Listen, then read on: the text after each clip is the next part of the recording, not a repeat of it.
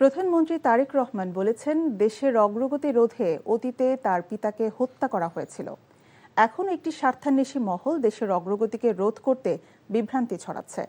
তা থেকে সবাইকে সজাগ ও সতর্ক থাকার আহ্বান জানিয়েছেন সরকার প্রধান।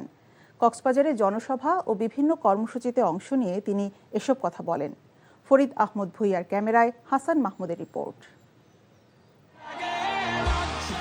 কখনো অঝোর বৃষ্টি, কখনো গুড়ি গুড়ি রোদ আর মেঘের লুকোচুরিতে দিনভর কর্মসূচি এবং মানুষের অভিবাদনের স্রোত পেরিয়ে প্রধানমন্ত্রীর চকরিয়ার বিকেলের নির্ধারিত জনসভা গড়ায় রাতের আধারে। তারেক রহমান বলেন, দেশের অগ্রগতি রোধ করতে অতীতে তার পিতাকে হত্যা করা হয়েছিল। এখনও একটি স্বার্থান্বেষী মহল নানা বিভ্রান্তি ছড়াচ্ছে, যা থেকে সবাইকে সজাগ ও সতর্ক থাকতে হবে।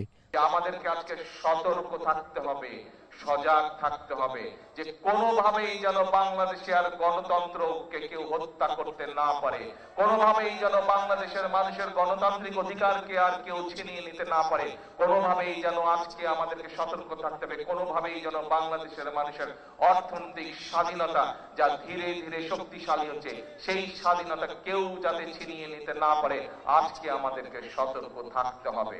ফ্যামিলি কার্ড, কৃষক কার্ড সহ সরকারের নেয়া নানা পদক্ষেপের উল্লেখ করে প্রধানমন্ত্রী বলেন, এখন যারা সিগারেট ও মদের ট্যাক্স বাড়ানোর বিরুদ্ধে প্রতিবাদ করছে, তারা অতীতেও নানা টিকিট বিক্রির নামে জনগণকে বিভ্রান্ত করেছিল। যারা মদের উপরে ট্যাক্স বাড়ানোর প্রতিবাদ জানায়, সিগারেটের উপরে ট্যাক্স বাড়ানোর প্রতিবাদ জানায়, তারা কি জনগণের জন্য রাজনীতি করে? জনগণের জন্য রাজনীতি করে না। আমরা নির্বাচনের আগেও দেখেছি, এরা গিয়ে জনগণের কাছে বিভিন্ন টিকিট বিক্রি করতো। শুনেছেন না, দেখেছিলেন না? এর আগে প্রধানমন্ত্রী কক্সবাজারের নবগঠিত উপজেলা মাতামুহুরীর ভিত্তিপ্রস্তর এবং পেকুয়া পৌরসভার ভিত্তিপ্রস্তর উদ্বোধন করেন। পেকুয়ায় জুলাই গণ অভ্যুত্থানে কক্সবাজারের প্রথম শহীদ মোহাম্মদ ওয়াসিমের কবর জিয়ারত করেন তারেক রহমান।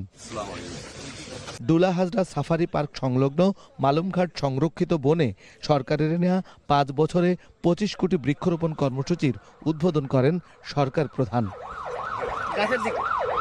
বৃষ্টির স্নিগ্ধতা নিয়ে শুরু হওয়া জ্যৈষ্ঠের মেঘঘন সকালে আকাশপথে সমুদ্র সফেন কক্সবাজারে নেমে পিএমখালী ইউনিয়নের পাতলিখালের পুনঃখনন কাজের উদ্বোধন করে প্রধানমন্ত্রী বলেন, মানুষের ভাগ্য পরিবর্তনের গতিকে বন্ধ করতে চায় বিরোধী পক্ষ।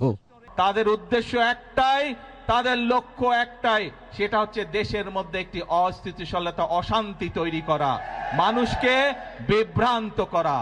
প্রায় 47 বছর পর পিতার খনন করা খাল পুনর্খনন করেন পুত্র তারেক রহমান। বললেন, নির্বাচনী ইশতেহারে ঘোষিত জনমানুষের জন্য নেওয়া যেসব কর্মসূচি, বিশেষ করে ফ্যামিলি কার্ড, কৃষক কার্ডের মতো কর্মসূচিগুলো বাস্তবায়ন করতে তার সরকার বাজেটে পর্যাপ্ত বরাদ্দ রেখেছে এবং তিনি বলেছেন, সরকার চায় জনগণ এবং দেশের উন্নয়ন, তাই বিরোধী দলের কথায় কান না দেওয়ার আহ্বান জানিয়েছেন তিনি। Hasan Mahmud, NTV news, Chakaria, Cox's Bazar.